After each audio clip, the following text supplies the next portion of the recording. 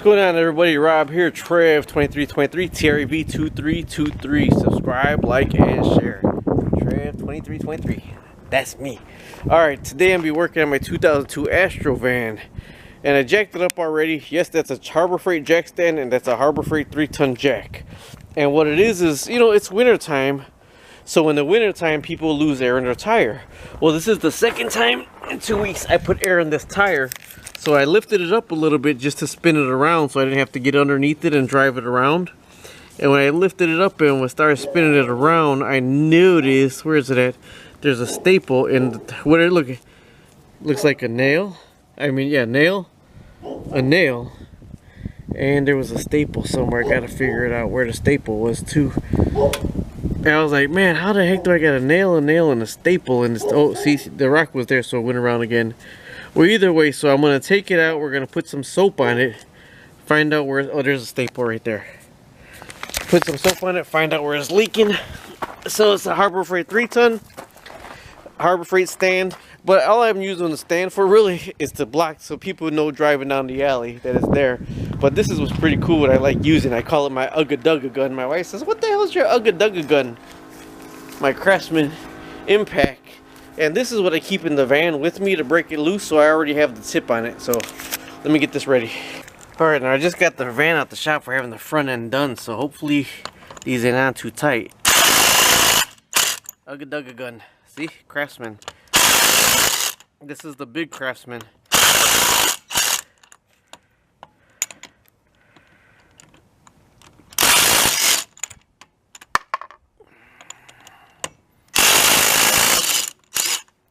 And you see I marked on the tire where I believe everything's at, but then we're going to use soap to find out if in actuality what is leaking. Now I got my tire machines disconnected right now because it's winter time in Chicago, even though the sun's out. But I do that's Harbor Freight tester, I mean air pressure thingy, and I lined where the nails are in here. They're lined. I got a tire chalk somewhere, but right there and right there. There's two right there, and there's one right there. And actually, this is all this is dishwashing soap and water. And with this right here, if there is a little leak, it should bubble up. So, but in the same, they're marked because when I take the tire off, when I take it off, I'm actually gonna feel where those lines are to see if whatever that is went through. Now see that right there? That just might be in the treads because there's no bubbles at all coming out of it. You would see bubbles coming out of it if there was. There's no bubbles at all coming out of those two. Actually, that's a piece that turned out to be a piece of glass in there. So I'll pull those out anyways now that they're marked. And then this is the one inside the tread. See that one right there? So more than likely that's it. Right away. That's the culprit right there. That's a slow leak. So I'm going to take all the weights off with a tire puller. I forgot where I got the tire puller from. More than likely Harbor Freight or the internet. But these are for the weights. These are what you get the weights off with. You just grab the weight and you pull it right off because we'll balance it. You know what kills me is when people just put the line where this is and put the line where the weight is, and then they put a patch. It's not balanced. It still is not balanced. You still need your tire balance because going 70 miles an hour on the expressway, it will make a difference. You just hook the weight and you pull it, it pops right off. Okay, there's one on the back too. And then I'm going to reline and circle where the hole was at. Where the, not the hole, yeah, the hole is at. Alright, if you're going to get these off from the outside, it's better with air in the tire so it don't go in. The other one was a piece of glass. They came out really good. What I want to do is pull this one out right here to see if I put water on it, if anything's going to come on it, how deep it was. See, because it was almost on the cusp, so we're going to put some soap on that one before I let the air out to see if that is leaking. You see this other one where the staple was? You know there's a hole right there. Alright, I lined it. I just pulled it out from right there.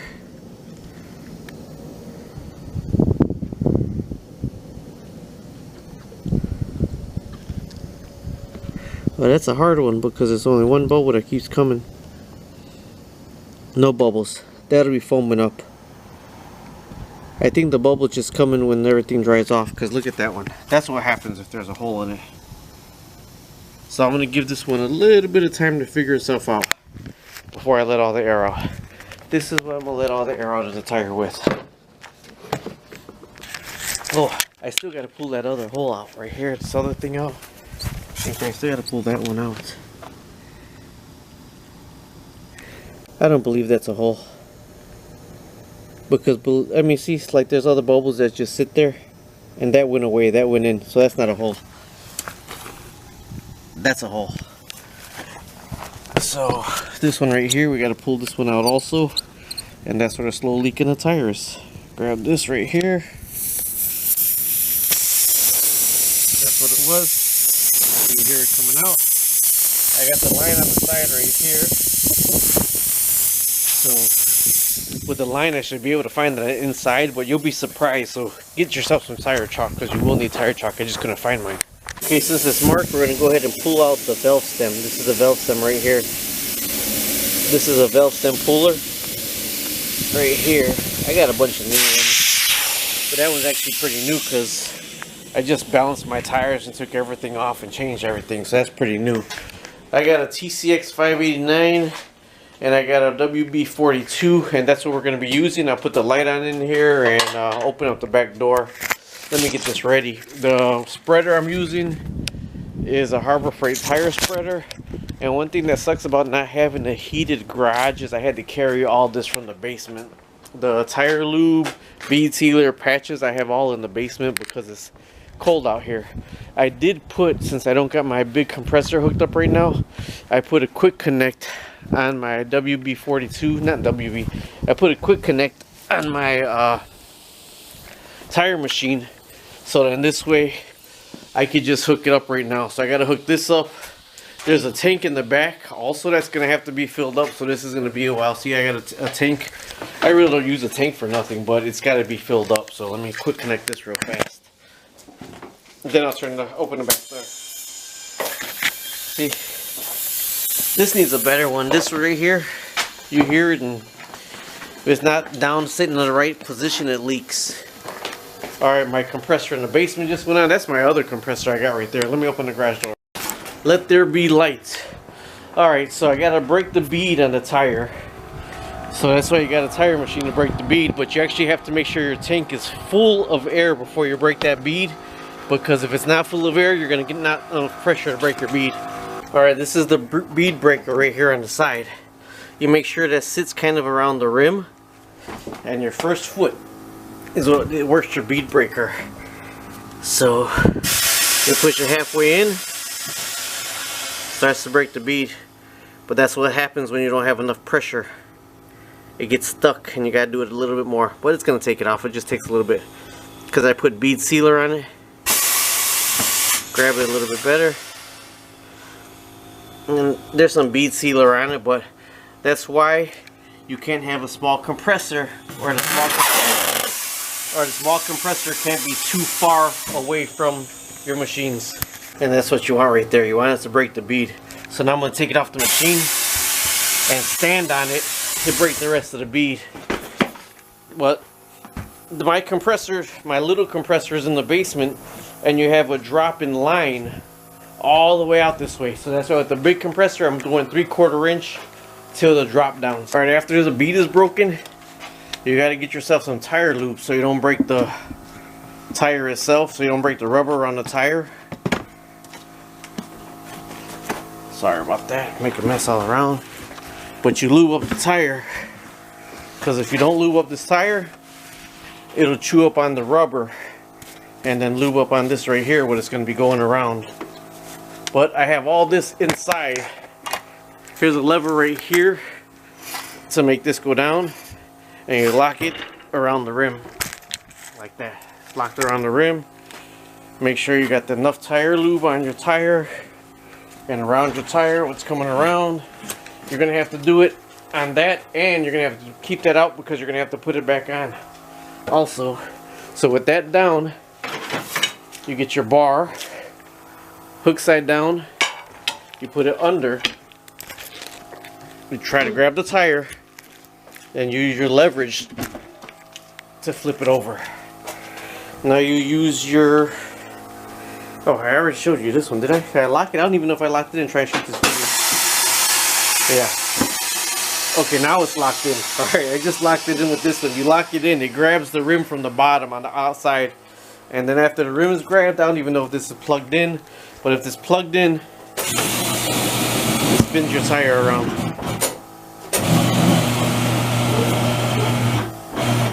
See with the tire loop how easy it was to slide off? Alright, now this one right here could be a little bit tricky sometimes. You got to go all the way in and try to grab the bottom part of the tire. And then when you grab the bottom part of the tire, this one you got to use like 2 hands to come on the other side and lift it up and push down on the other side. But I don't know if I'm going to be able to do this with the camera. I'm going to put the camera right here. See if that'll be better. There you go. I don't know if you've seen that, but after it's popped up and over, you just step on it again.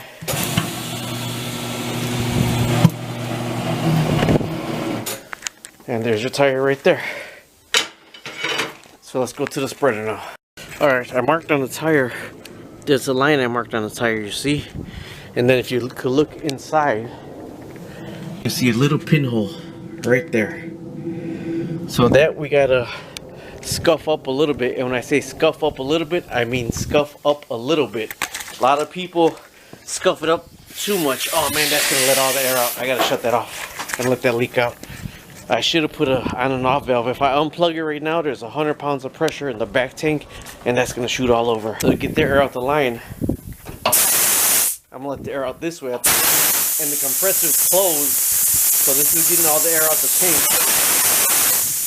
And then I could unplug the 2 wires, because right now I have it where there's no on and off, so that hose will flap all the way around. So when I hook up the regular line, it's gonna be all over the place, shut off. Alright, again, another Harbor Freight tool right here. This you gotta really watch out, because you could really scuff your own skin up with this. But there's the hole right there. Now when you do it really light. Don't dig in there and just scuff up the outside.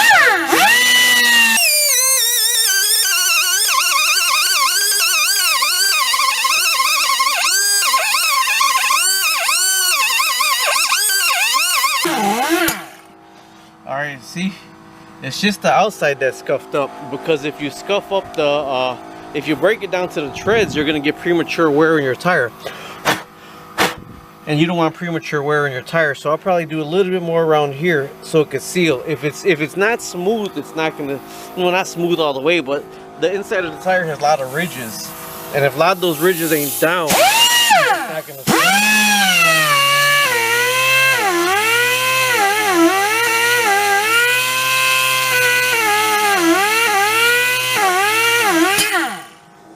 Alright, there you go. Now I gotta clean it out and put the rubber cement. Alright, next, rubber cement, patch, roller, lighter. I use a lighter because it takes so long for this rubber cement to dry, and it has to be sticky. If it's not sticky, you're gonna be wasting your time.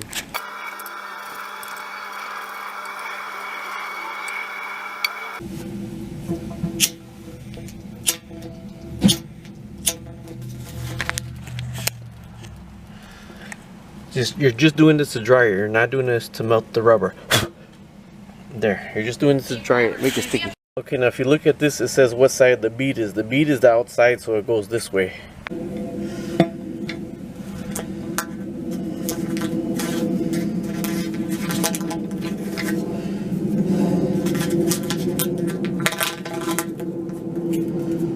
This is where the roller comes in it. The roller I think I bought online.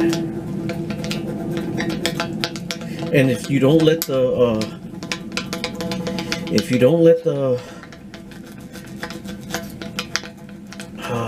what's the word I'm looking for? If you don't let the vulcanizing cement get hot, the patch ain't gonna stick to it. The vulcanizing cement has to get hot.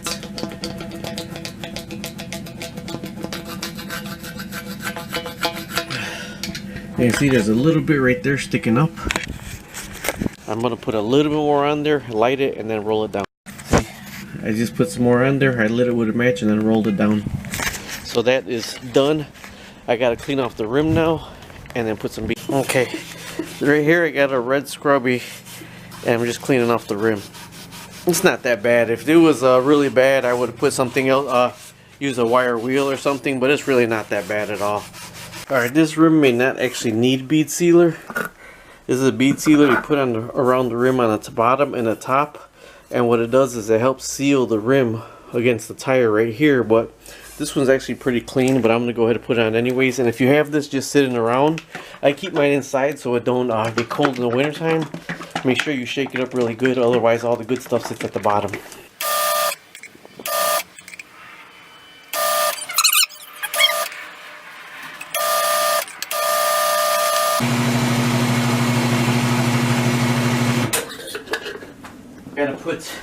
You put that on to seal it, but then you got to put this on it to not rip the bead.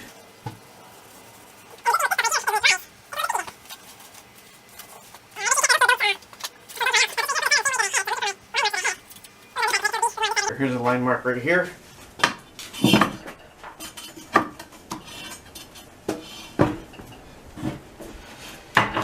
Make sure this is nice and tight, and then you push down a little bit on the tire this way and then rotate it.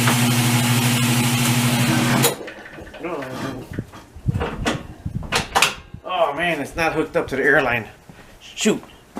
Sorry about that. I didn't have it hooked up so it wasn't grabbed on since the airline wasn't hooked up.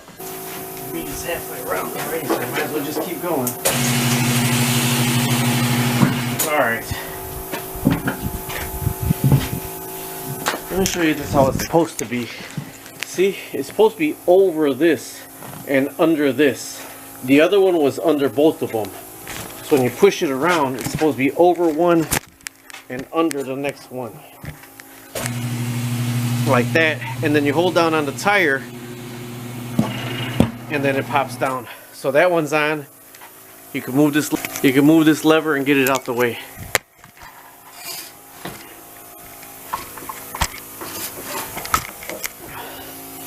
Alright, now we got to put air in the line.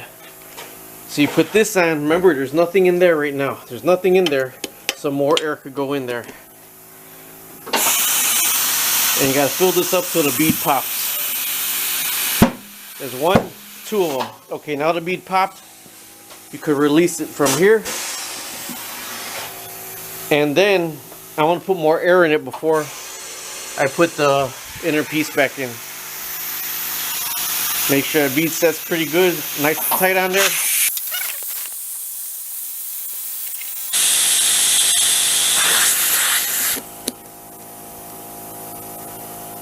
Alright, you don't put the cap on that because you want to make sure that there's enough, it's not going to leak after you fill it up.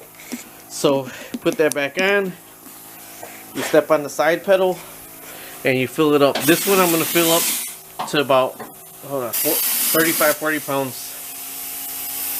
PSI is the red. You left your foot up and it lets you know how much pressure is in the tire.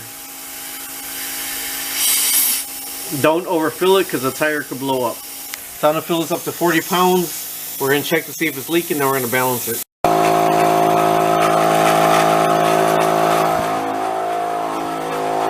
I've learned to dislike Harbor Freight compressors. That's one thing I really don't like. Those compressor heads, those cylinder heads are just so tiny and not worth the money. I can't wait till I have this double cylinder head hooked up right there. Look at that sucker compared to that little Harbor Freight one. Them Harbor Freight ones, the inside of the cylinder is this big and they have to go so fast and it just drives me nuts. Okay, same soapy water again. You can see where the hole was right there. Nothing. No air leaking from the hole. Okay, but that's not all you have to check. You actually have to put the tire down on the side. You check right here. You're checking the actual where you screwed the piece in, and you're checking the nub in the back. And then you check your bead. And this, on the older rims, This is really where you get a lot of your leaks at on this bead right here. And I just let it set for a little bit, move it around and see if there's anything coming out. But you normally see them pretty good.